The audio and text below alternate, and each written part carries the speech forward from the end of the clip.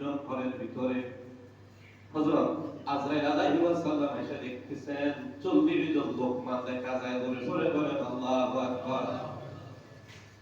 বারালাহির কাছে ফরিয়াদ জানালেন, বারালাহি আমি কাকে আসল লোকমান শনাক্ত করব? 40 জন লোকমান দেখতেছি, লোকমান হাকিম। আল্লাহ বলেন তুমি বুকের মধ্যে একটু দয়া হাত দিবা, পাম দুধের 2 আঙ্গুল নিচে জোরে সরে বলেন আল্লাহু আকবার।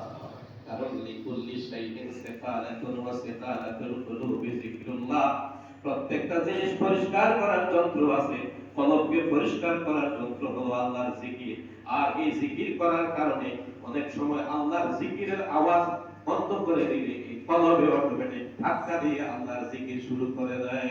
সুবহানাল্লাহ। যারা আল্লাহর ওলিতে রূপান্তরিত হয়েছেন, যেমন মুর্শিদ মাওলা, ওনাদের কলব জারি ছিল, জোরে সরে বলুন সুবহানাল্লাহ।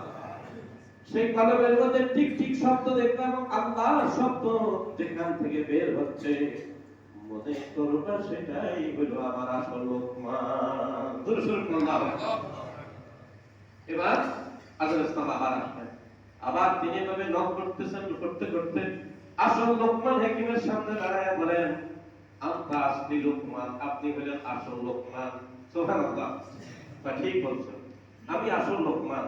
তবে আজকে তোমার কাছে প্রশ্ন, কেমনে তুমি জানতে পারলে আমি আসল লোকমান? ধরে সরে বলেন আল্লাহু আকবার। তো মাওলানা কারীম আমাকে ঘোষণা দিয়েছে, আমি প্রথম স্মৃতিভঙ্গ হয়ে গেছিলাম, এরপরে আমি জানতে পেরেছিলাম যে এই কলবের মধ্যে ঠিক ঠিক আল্লাহর জিকির রয়েছে লোকমান হাকিমের কলবে, এবং এখান থেকে আল্লাহ পাক রব্বুল আলামিন আমাকে সেই জিকিরের আওয়াজ সহ তার হৃদস্পন্দন আছে, এই জন্য আমি করতে পেরেছি। জোরে সরে বলুন সুবহানাল্লাহ। লোকমান হাকিম বলেন আজরাইল, হায় হায়, এই জিনিসটা যদি আল্লাহ পরীক্ষা করত আমি জানতাম, তাইলে আমি লোকমানকে আমার আল্লাহ যে এলাম হিকমত দান করছে, আমি প্রত্যেক কলবের মধ্যে ওই ঠিক ঠিক শব্দ জারি করে দিতে পারতাম। জোরে সরে বলুন আল্লাহু আকবার। সুতরাং মরণ থেকে কেউ বাঁচতে পারবে না। হযরত ইব্রাহিম আলাইহিস সালাতু ওয়াস সালাম বলেছিলেন, মাওলাই কারীম আপনি কিভাবে মানুষকে আবার জীবিত করবেন? আল্লাহ পাক রব্বুল আলামিনকে বলতেছেন, আল্লাহ বলেন, হে ইব্রাহিম আলাইহিস সালাম তুমি কি বিশ্বাস করো না? কয় হ্যাঁ মাওলাই কারীম আমি বিশ্বাস করি, তবে ওয়ালি আপনি আমার কলবি, আমার অন্তরটা একটু শান্তি পাইবে যদি আপনি আমাকে একটু দেখান। সুবহানাল্লাহ। আল্লাহ বলেন 4টা পাখি ধরো।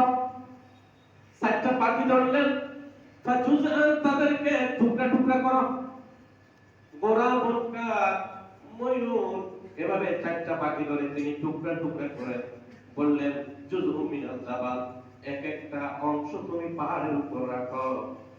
পাহাড়ের উপর রাখার পরে ছোট ছোট টুকরা করে পাহাড়ের উপর রাখার পরে হযরত ইব্রাহিম আলাইহিস সালাতু ওয়াস সালামকে বললেন যে তুমি এক একটা নাম ধরে ডাক দাও।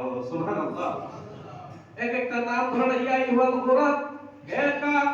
তিনি দেখলেন একটা আরেকটার সাথে কি সুন্দর জোড়া লেগে, এরপরে এটার মধ্যে পাখা গজিয়ে আবার এটার মধ্যে জীবন চলে এসে উঠতে উঠতে 4টা পাখি একসাথে মাথার উপরে নাচতেছে। জোরে সরে বলেন আল্লাহু আকবার।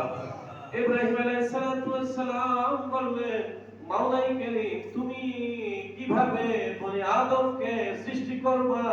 আল্লাহ বলেন, আমি আল্লাহ বলেছিলাম ওয়া নাহনু আকারাবু ইলাইহি মিন হাবলিল ওয়ারিদ, বান্দার শাহরগের চেয়েও আমি আল্লাহ নিকটে আছি। জোরে সরে বলেন আল্লাহু আকবার। এই শাহরগের মধ্যে একটা মেরুদণ্ড আছে, সব খেয়ে ফেললেও ওই মেরুদণ্ডটা থাকবে। আল্লাহ বলেন, আমি আল্লাহ কোন শব্দ বলতে দেরি ওখান থেকে হাড় মাংস সহ তার সুরত নিয়ে সে কিয়ামতের ময়দানে গর্ত থেকে পিপিলিকা যেভাবে বের হয় এইভাবে কবর থেকে কিয়ামতের ময়দানে উঠবে। সুবহানাল্লাহ। আমাদের প্রত্যেকের জানা উচিত এই মসজিদটা তৈরির জন্য অনেকগুলো মসজিদ মালার সময় হয়েছে, অনেকগুলো লোক কাজ করেছে, অনেকগুলো ইট পাথর বিভিন্ন সুরকি ব্যবস্থা হয়, এরপরে অনেক সময় লেগে তৈরি হয়েছে। কিন্তু আল্লাহ পাক রব্বুল আলামিন বলেন, আমি আল্লাহর কোনো মাল মেটেরিয়ালের প্রয়োজন হয় না। আমি আল্লাহ পাক চাইলে পুরো চাই, ইন্নামা আমরুহু ইযা আরাদা শাইআন আইয়াকুলা লাহু কুন ফায়াকুন। আমি আল্লাহ শুধু কোন শব্দ বলতে দেরি, কোন মাল মেটেলের সময়ের প্রয়োজন হয় না। কোন বলার সাথে সাথে এইভাবে সারা পৃথিবী যদি আল্লাহ আরেকটা এরকম পৃথিবী জগৎ বানাইতে চায়, শুধু কোন শব্দ বললেই হয়ে যাবে। জোরে সোরে বলেন আল্লাহু আকবার। সেই মাওলায়ে কারীমের দরবারে দিনে 5 বার সেজদা দিতে আমরা চাই না। নবী পাক সাল্লাল্লাহু আলাইহি ওয়াসাল্লাম ঘোষণা দিয়েছেন, তোমরা সদা সর্বদা আল্লাহর জিকিরে মশগুল থাকো। কারণ ফাইজা যাকার আল্লাহ খানাসা ওয়াইজা গাফারা ওয়াসওয়াসা। যখন তুমি আল্লাহর জিকিরের মধ্যে থাকো, শয়তান তোমার কলবে বাসা বাঁধতে পারে না। কারণ রাজাকে দখল করলে প্রজা দিয়ে কাজ করানো যায়, কিন্তু যখন রাজা কলবের মধ্যে আল্লাহ আল্লাহর জিকির থাকে, তখন হাত পা তার মন মগজ সবকিছু আল্লাহতে বিলীন হয়ে যায়। সুবহানাল্লাহ। আর যদি ওয়াইজা গাফালা ওয়াসওয়াসা, এই আল্লাহর জিকির বন্ধ করতে দেরি, শয়তানের কলবের মধ্যে থেকে বসে। এই জন্য নবী পাক সাল্লাল্লাহু আলাইহি ওয়াসাল্লাম ঘোষণা দিচ্ছেন, তোমরা এমন ভাবে আল্লাহর জিকির করো, যদিও লোকেরা তোমাকে মাজনুন বলে, তারপরেও আল্লাহর জিকিরে মশগুল হয়ে যাও। জোরে সোরে বলেন আল্লাহু আকবার। মুসা পয়গম্বর, মুসা আলাইহিস সালাতু ওয়াস সালামের সময় এক লোক বল্লা আর ভিগ্রুদের কাপড় খেয়ে বনের ভিতরে আল্লাহর জিকির করতেছিলেন 400 বছর। সুবহানাল্লাহ। কত বছর? 400 বছর পর্যন্ত 400 বছর জিকির করতেছেন। মুসা পয়গম্বর, মুসা নবী ওই রাস্তা দিয়ে হেঁটে যাচ্ছেন। পয়গম্বর বলতেছে, পাগলা তুমি এখানে কত বছর জিকির করো? বলে, হুজুর আপনি কে? আমি চিনলাম না। আমি আল্লাহর জিকির করতেছি 400 বছর পর্যন্ত। সুবহানাল্লাহ। তো তোমাকে যে বল্লা আর ভিগুলে কাটাইতেছে, এগুলা যে তোমার কষ্ট দিতেছে, তুমি এরকম ভাবে জিকির করো কেন? তুমি তো ইচ্ছা করলে একটু শান্তি নিবিড়ে যাই, ভালো একটা পরিবেশে যাই আল্লাহর জিকির করতে পারো। জোরে সোরে বলেন সুবহানাল্লাহ। ওই আশিক পাগল আল্লাহর নামের প্রেমিক বলতেছে, আপনি কি? আপনাকে চিনলাম না। তবে আপনি কি জানেন না, লা তাখুযুহু সিনাতু ওয়ালা নাওম, আমার আল্লাহ তন্দ্রাও নাই নিদ্রাও নাই। সুবহানাল্লাহ। আমি তো মানবীয় গুণ, আমাকে তো ঘুমে ধরবে, ঘুমে ধরলে তো আল্লাহর জিকির বন্ধ হয়ে যাবে।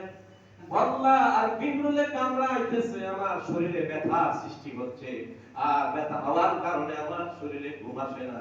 সুতরাং 24 ঘন্টা আল্লাহর জিকির করতে পারতেছি। জোরে সোরে বলে আল্লাহু আকবার। 24 ঘন্টা আল্লাহর জিকির করতেছি। তখন হযরত মুসা পয়গম্বর বলেন, তাইলে তুমি তো অনেক আল্লাহওয়ালা, তোমার কোনো কিছুর আশা আছে? কয়, আমার 2টা আশা।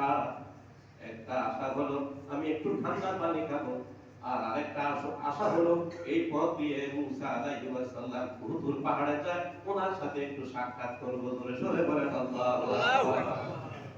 কারণ আমি তো মুসা নবী, আমার সাথে তোমার প্রথম আশা পূর্ণ হয়ে গেল। আর তুমি ঠান্ডা পানি ভক্ষণ করবে, তুমি খাও কিভাবে? আল্লাহ বেহেশত থেকে আমার খানা দেয়। তো ঠিক আছে, আমি ঠান্ডা পানি আনতেছি। এই বলে তিনি একটা বনের নিকটে থেকে অনেক দূরে পানি আনলেন। পানি আনার পরে দেখলেন বনের একটা বাঘ এসে তাকে খেয়ে ছিন্ন বিচ্ছিন্ন করে দিয়েছে। জোরে সোরে বলেন আল্লাহু আকবার। মুসা পয়গম্বর সেই কোহিতুর পাহাড়ে যায় বলেন, মাওলায়ে কারীম 400 বছর পর্যন্ত তোমার নামে পাক জিকির করতেছে, একটু ঠান্ডা পানি খাওয়ার সুযোগ দিলা না। বলে, মুসা পয়গম্বর শোনো, আমি আল্লাহর জিকির করে ঠিক আছে, কিন্তু আমি আল্লাহ তো তাকে 400 বছর পর্যন্ত তারে খাওয়াইতেছি, আমি আল্লাহ তার প্রতি খুশি, কিন্তু আমি আল্লাহকে তারে ঠান্ডা পানি খাওয়াইতে পারি না। সুবহানাল্লাহ, সুবহানাল্লাহ। আমি আল্লাহকে তারে ঠান্ডা পানি খাওয়াইতে পারি না, আমার কাছে তো চাইলো না, তুমি মুসাকে কেন কষ্ট দিলো? এই জন্য আমার বাবারা ভাইয়েরা, অনেক আমল দিয়ে আল্লাহ জান্নাতে যাওয়া যায়। আবার আমিলাতুন নাসিবাতুন তাসলা নারান আমিয়া, অনেক বড় আমলকারী কিছু ব্যস্ত থাকার কারণে জাহান্নামের তলদেশে গর্তের মধ্যে ঢুকবে। জোরে সোরে বলেন নাউযুবিল্লাহ। এই জন্য আল্লাহতে আমরা বিলীন হয়ে যেতে হবে।